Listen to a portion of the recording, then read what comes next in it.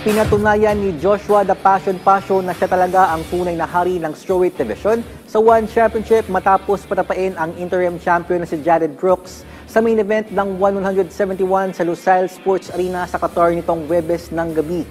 Tulad ng mga nakaraan nilang mga ikwentro, magandang panimula ang ipinakita ng tinaguriang The Monkey God nang makompleto niya ang takedown kontra kay Pasio. Muntik pang tapusin ni Brooks ang laban nang mahuli si Pasio sa Darkstroke pero may ginawa itong nadepensahan ng Pinoy fighter. Sa round 2, nagbago ang ihip ng hangin sa naturang title fight. Kumonekta ang kanang kamay ni Pasio na nagpatumba kay Brooks at hindi na nagsayang na ng oras si Pasio na nagpaulan ng round and pound upang tapusin ang laban. Ang opisyal na resulta, isang technical knockout win para kay Pasio. Ito na ang 3 beses na nagtapat ang dalawa sa One Championship.